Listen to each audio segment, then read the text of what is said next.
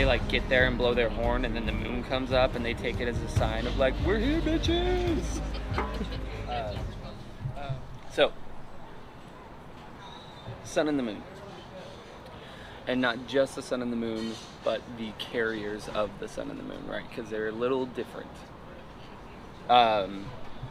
So we told the story of Feyenoord, and in that story we talked about the land that like the gods and the elves lived in, right? So there was a place there called Lorien. Lorien was also the name of one of the Valar, which that's not its actual name. Einor, doesn't matter. It's not his actual name. Just like Mandos isn't his actual name, and they're brothers. So they're both named after where they reside. So like Mandos is like the afterworld, right? That's where elves go. So like Hades is named Hades, right. And then Lorien is a garden. So Lorien is the garden where Telperion and... see, this is why I need my notes, because I'm not Stephen Colbert. What a shame. Lorien.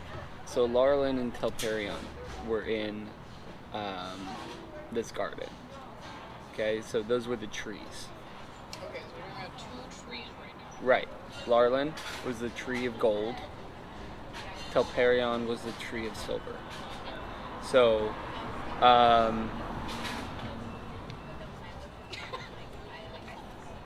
it, I knew that.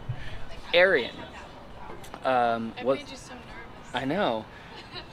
ARIEN was a Maya.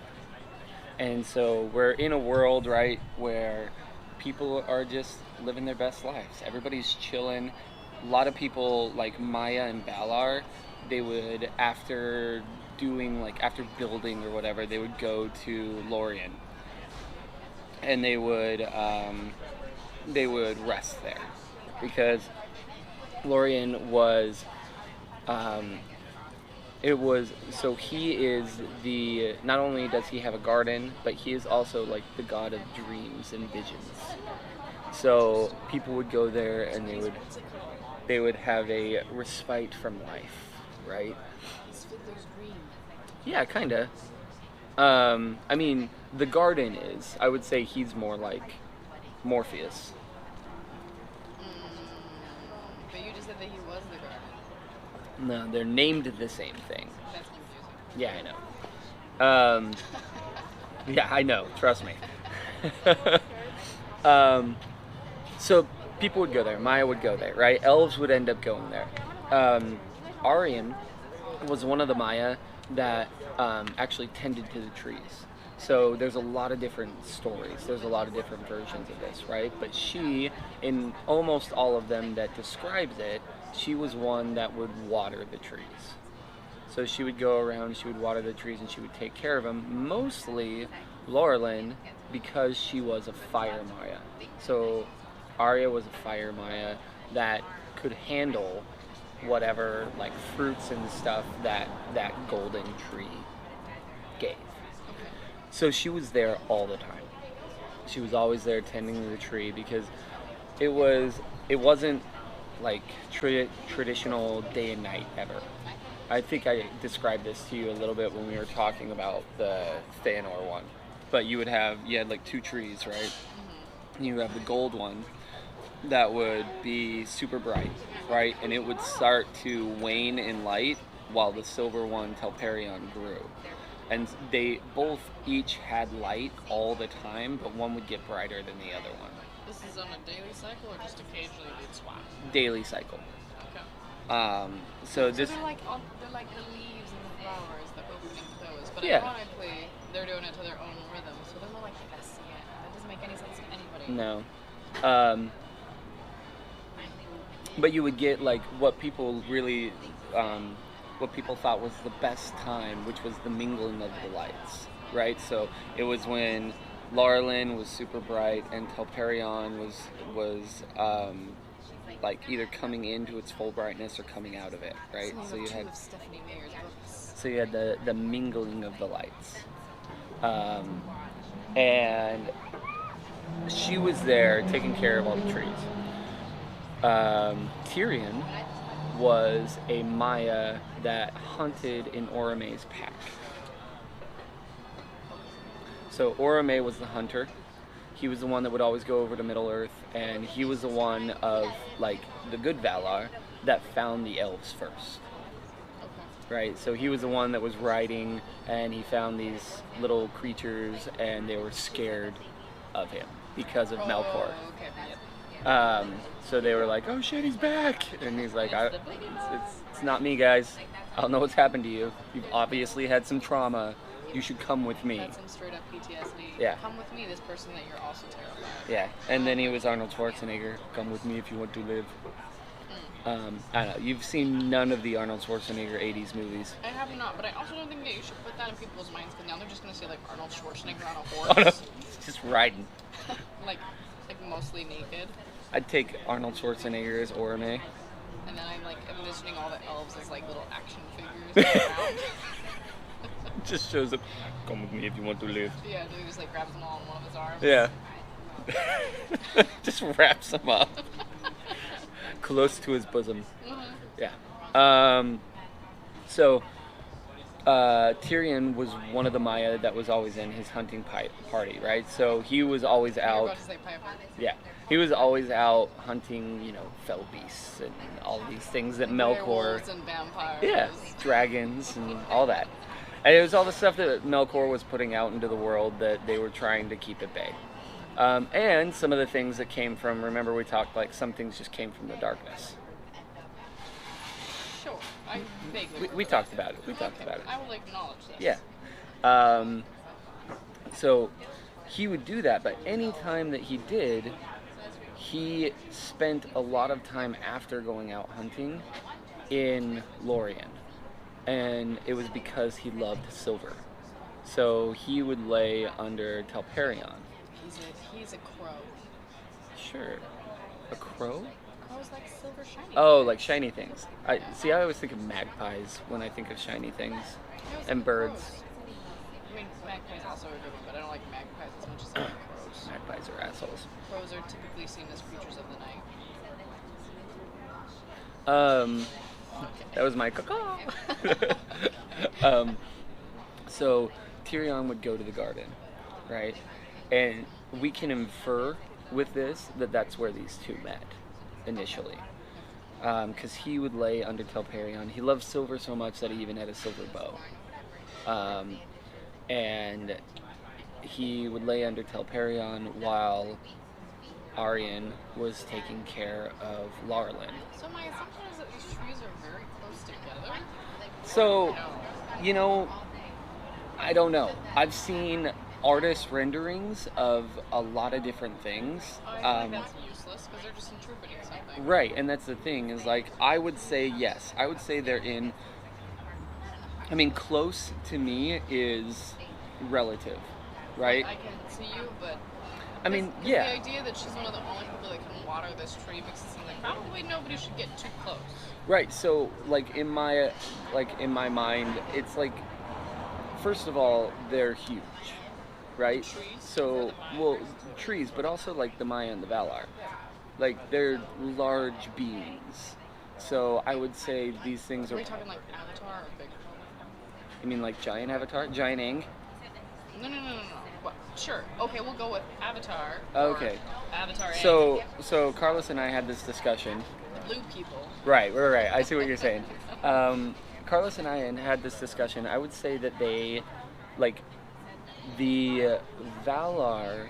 I'm thinking maybe there's stages. Like maybe the Maya are a little smaller than the Valar, but like the Valar, I mean, they have to be bigger than Ents. Then where? Then what? Ents. Ents. Are you talking about the trees? The trees. Are you talking about Brook Ents? No, Ents. Just jacked. Just super jacked.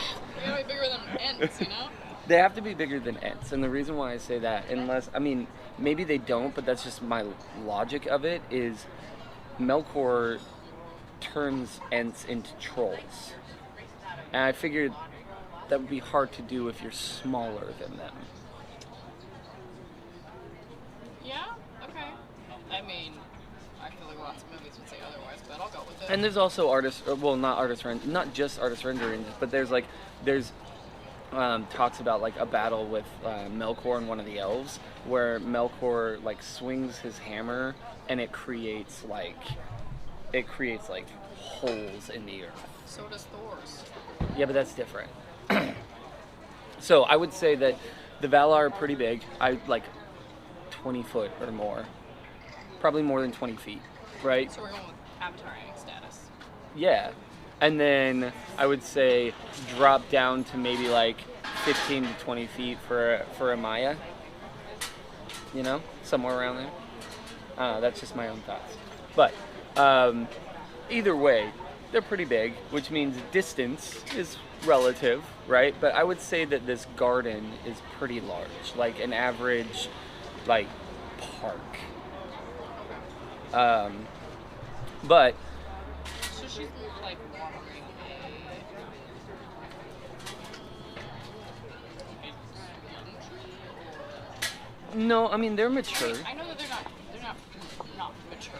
That's what I'm trying to say. Size-wise, like her height, or I just feel like I remember you saying he was rusting underneath the tree, which would insinuate that he's not bigger than the tree. Right. These are big trees. Like they're really big trees. Okay, so the trees are big enough that he can rest underneath its shade. The trees are big enough that they light the entire space of where the gods live. Are these trees bigger than any of the other trees? Yeah. Now they don't light over into like Middle Earth, right? They're not that big. They're not like the towers at the very beginning, but they're big. They're big enough to light an entire, I don't know what you would call it, like land or continent. That's where they go to rest. So that's where they can go to where like Lorien, like performs best, right? Gives you dreams and visions and all of those fun things. Like it's a rest for people to be there. So do you think Tolkien is trying to create this idea of like what the night and the day bring before they exist? So I think so. the silver tree gives you rest and dreams and vision. I think so. Whereas the golden one creates a social hour of work. Yeah. And Yavanna even has it to where, like, even though there's no seasons, it's just always perfect there, right? She creates seasons for growing. Yeah. She creates seasons of growing. So like some times of the year are just more plentiful than other times. And I think, like you said, it's like in preparation, right, for what's going to be coming. But they spend a lot of time in that garden. Obviously, that's her job. She waters the tree, Lorien. Does she just... Because it's kind of a bizarre idea to me to just like be a Maya that waters this one tree. Right. Like, would you ask permission to do it? Would you just do it? So we'll actually get into that when she's later chosen. So they spend a lot of time there. So I infer from that is where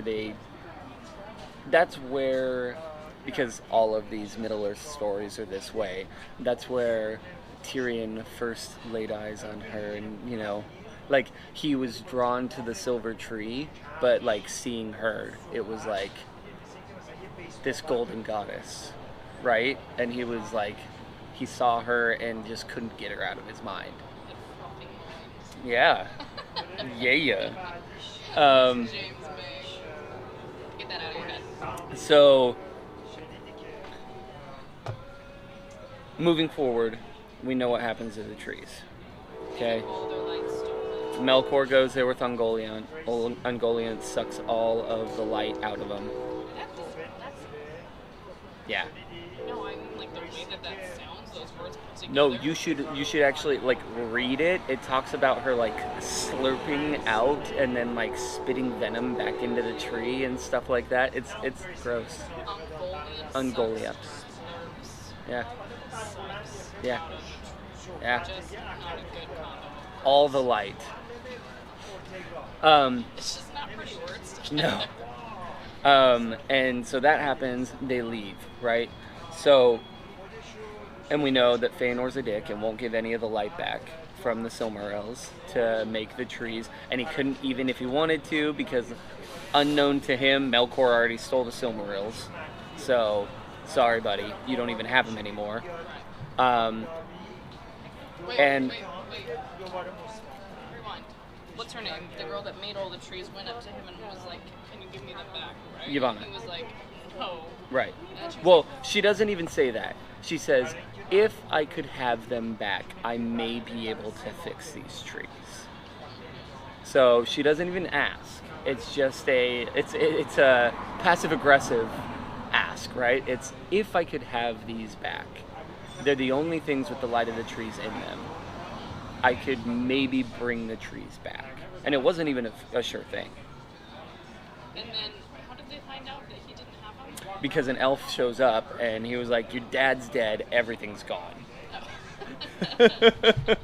And he was like, well, fuck this. And so, then she's like, now I kill you. no. I would have done that. No. So he leaves, he goes, and they, you know, murder their siblings and all of that fun stuff and go across to Middle Earth. And one of the reasons why he leaves is because he's upset with the Valar. He's upset that the Valar aren't doing anything. He's basically like, you're just sitting here crying about what's happening and you're not even doing anything. But what he doesn't understand is that the Valar, and this is like straight from the story of the Sun and the Moon, is the Valar do a lot of things without words and deeds, so they like can speak to each other in their minds, right? And they come up with plans and all of those things, and they were doing that this whole time. But he was just impatient, so he was like, I'm out. So once they learned of the kinslaying and they learned that he left and he went back over to Middle Earth, Manwe was like, all right, we need to actually do something here. Manwe's the one that doesn't have to do anything. Right. And he was like, we need to actually do something here. I know that we've been talking about a lot of different things to do. We need to do something. So, Yavanna goes over and finds, nourishes the trees a little bit, and finds that Lorien sprouts one flower, and Telperion sprouts one fruit. So, Just like coincidentally, they happen to sprout these one thing. so it's like the last little push of their magic, and Yavanna like helps this happen, right? So many things that came to mind, but I'm not going to say them. Continue. So Yavanna then goes to Aule and essentially says like, and Manwe's a part of this also, but like, if you can make a vessel that I can put these things in, this flower and this fruit, then we could have light. Aule is The smith. this. Yeah. And so he does. He makes vessels for both of these things. Now the biggest problem is that this flower is one of it's too bright, right? It's too hot for normal people, or even like the Valar for the most part. The one that made the flower was the tree. It's the No. fire tree? Lorien. Okay, I got the news. So so it says that that Arian volunteered to be the vessel, or to be the one that took the vessel through the sky of the sun, right? But if you look at other drafts, and if you look at if you just look at it kind of logically, she's the only one that could have done it. So it wasn't that she was like it wasn't even necessarily that she yes, she wanted to, but she was also the only one that was able to. She was the Hulk at that moment. It's like, I was made for this. And that's None of the other fire Maya could have done it? so that's the thing. So that's where it goes into her story, which I think is so badass, is she is one of, and they don't actually talk about any others except for kind of Gandalf, but she is one of the only Fire Maya that didn't go with Melkor. She was one of the only ones that wasn't turned and didn't become a Belrog. So, and the great thing about her, and one of the great reasons, or there were a lot of reasons why she needed to be the carrier of the sun. One, she could, right? And almost nobody else could. Number one important thing. Number two, Melkor is actually scared of her.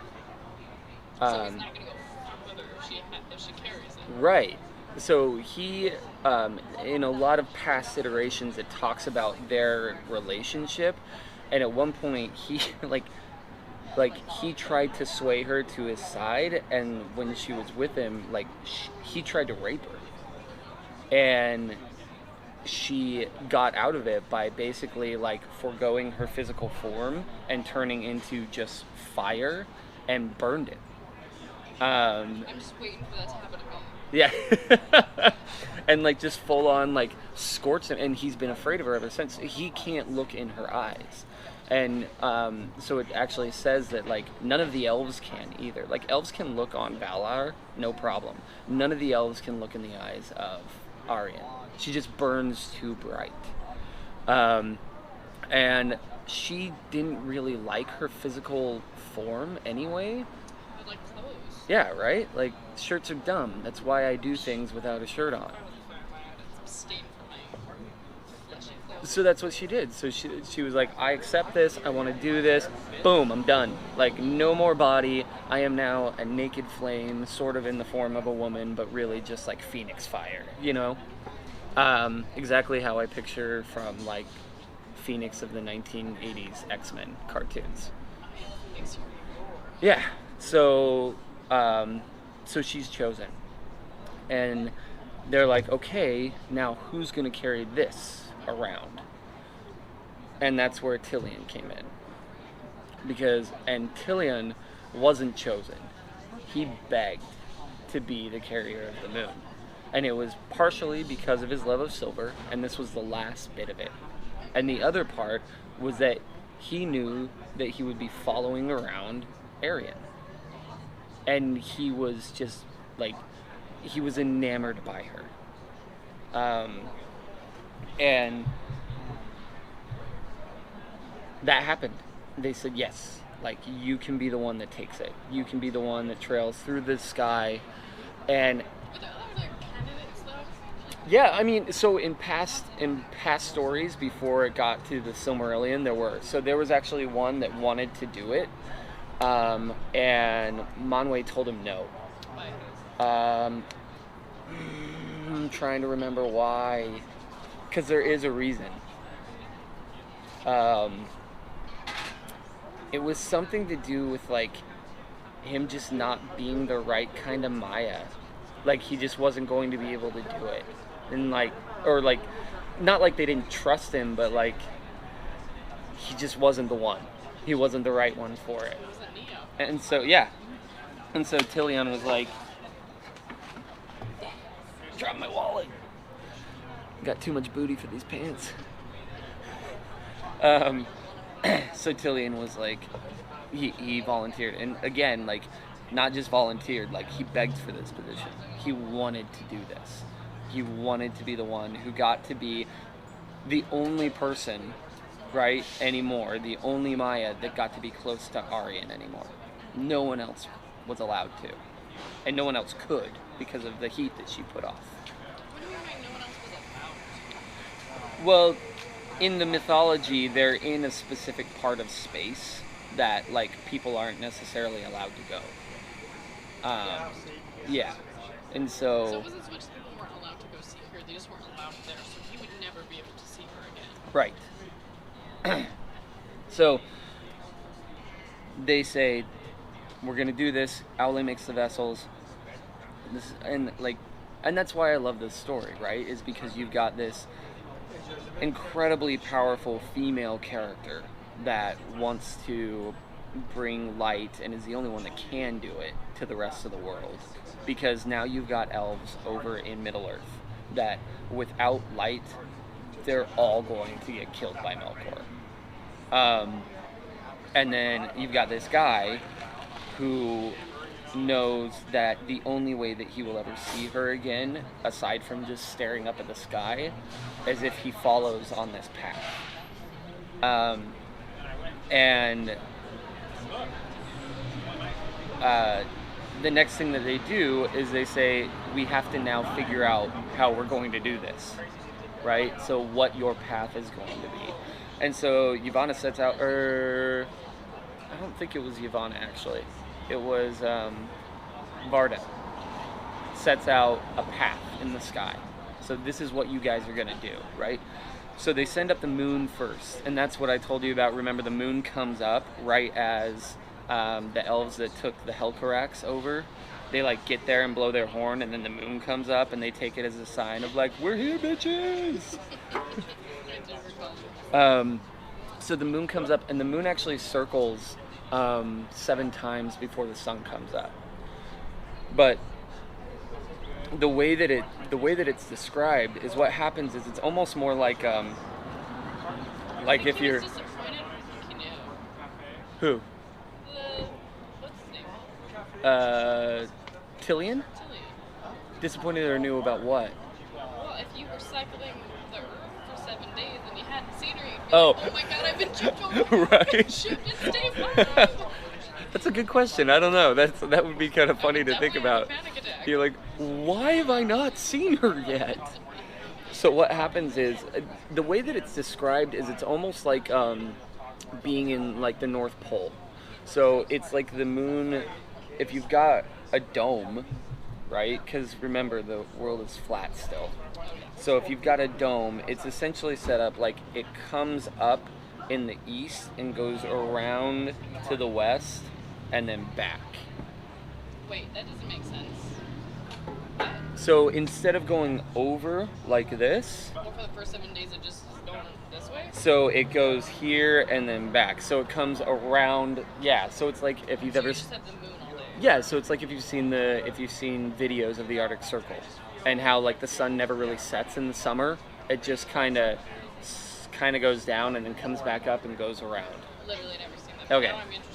Yeah, so that's kind of how it's set up, right? You've got 7 days of the moon doing this, and it scared the fuck out of all of Melkor's people because it was light, and that was something that they weren't used to. So they all hid, and it made Melkor very upset. Wow, imagine how disappointed he's gonna be when the sun comes up. So then 7 days later, sun comes up. But now here's one of the things that we talked about last time. What's happening is you go, so now it's still going around, right? We're not going over yet.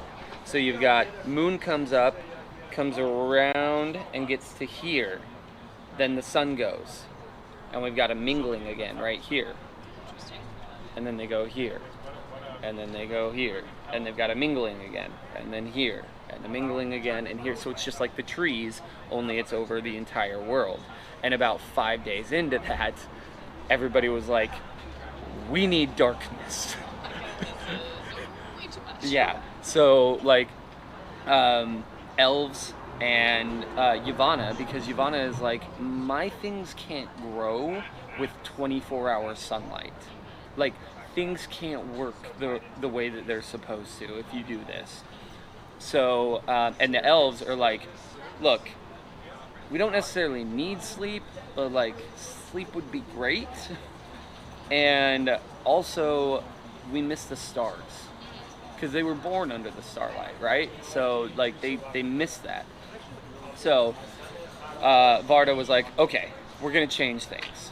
So that's when it came to what was going to happen is from Valinor, they were gonna go under the earth, right? So they're gonna leave Valinor in the west, go under the earth, and then they're gonna come up in the east and go west over the earth. And they're gonna take turns doing that, right? So she set that aside and she said, Arya, this is what you're gonna do.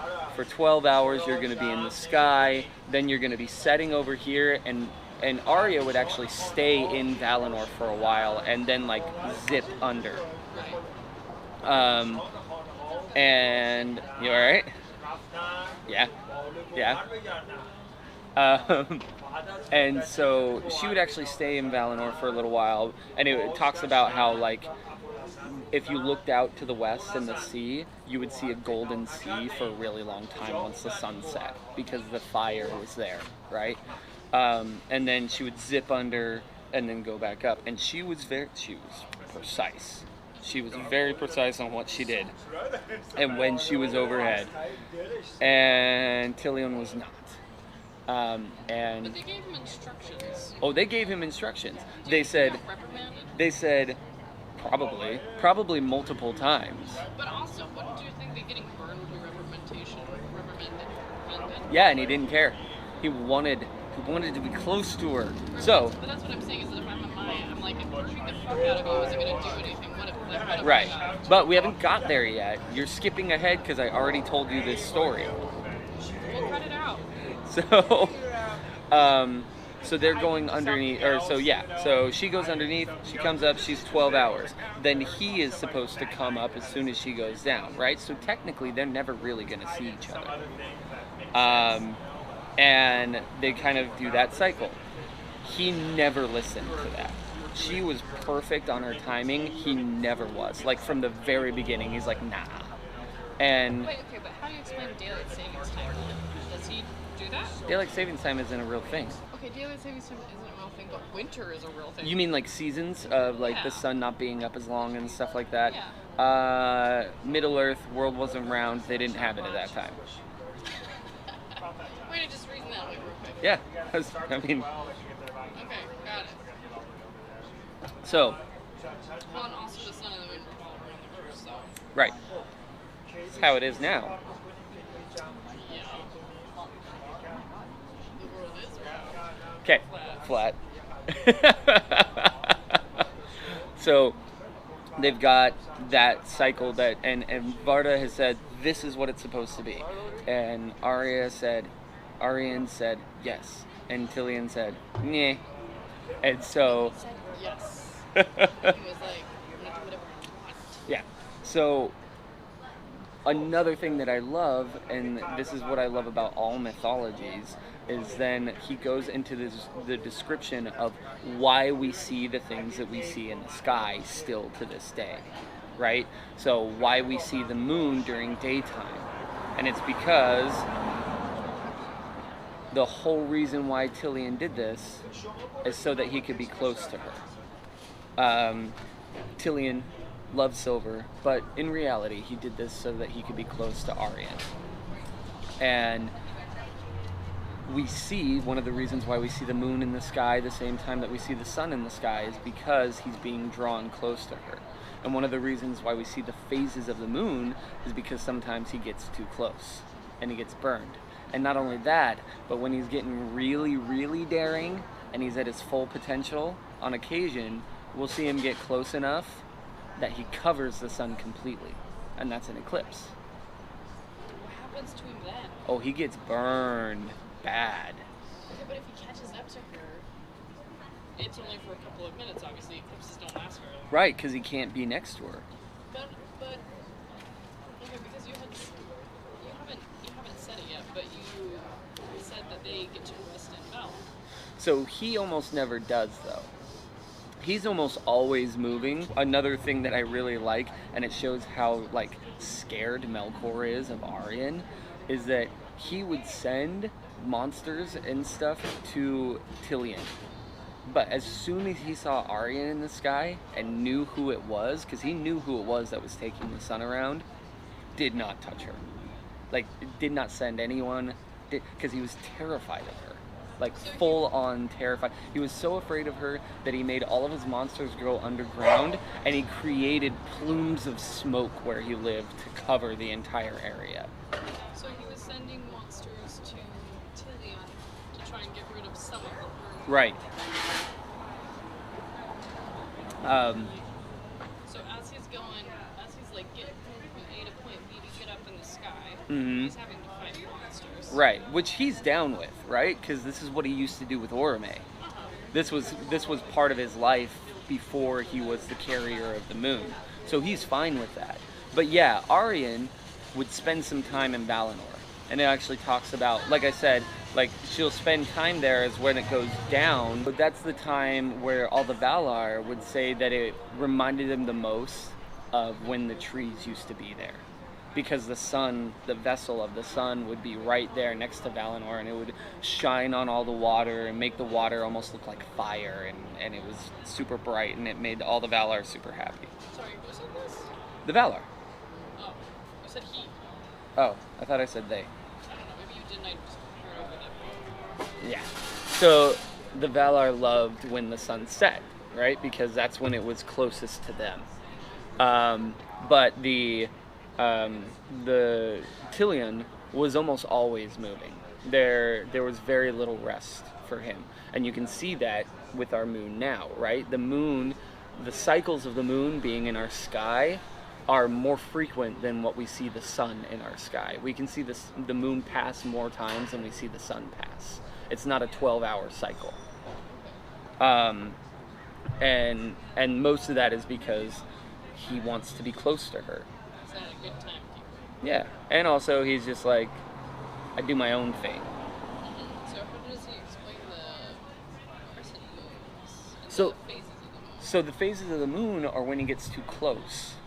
So he gets too close and the moon actually gets scorched. I just feel like, I mean, maybe they can't take away the position once he's got it, but like, if I was somebody in charge of that, I'd be like, no, be fired. You keep- Nobody else can go there. And the moon heals. It becomes full again. But like, that's the whole thing, right? He gets closer and it gets scorched. And then it gets scorched a little more, but it heals over time. So it kind of peels away, and then it heals back, and then we've got our full moon again. And then he's like, well, I guess I can get close to her again because my moon's back. And then he does it again. Over and over and over, every 28 days. He's got a very specific pattern. Yeah, right? Yeah, that's the one thing that he's predictable on, is every 28 days he gets burned. He on that rare occasion, he gets close enough to touch, right? not in a wide-eyed, dirty way. But he gets close enough to her every once in a while, and we get to see that eclipse and that moment where he gets to be with her. So in every other occasion where the moon is completely left out, he's just fully burned over. Yeah, so like a new moon. Yeah, he got too close. He's just a crispy old Maya.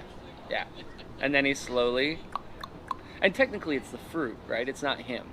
The fruit technically gets burned. It's technically the fruit inside of a vessel. Yeah, I mean, and yes, like I can only imagine that he also gets burned, because if Melkor got burned by her, then he's definitely gonna get burned by her. Right, I feel like if I was Tolkien, maybe a clever way to put it would be that the smith had to keep on making a new vessel. So like every new moon, he's completely Oh, burned poor out. Aule. Yeah, like he burned out the vessel, and Aule has to make a new one. No, it's but I think that's why I love that story so much, is because it's one part of the mythology that, yeah, because of science we can poke holes into. It's one of the only parts of the mythology that you can carry over into like this is why it is this way today. Just explaining a phenomenon. Yeah, like it's explaining something that, in that time of when it was happening had no explanation. And we can still see that today. Whereas everything else just kind of talks about, in the creation it talks a little bit about like how mountains were made and stuff like that, but not really.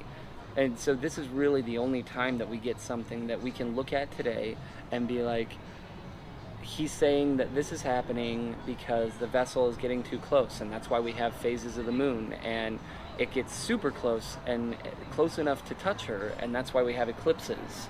And the reason why the moon is up during the day sometimes is because he can't stay away from her, and he gets drawn to her.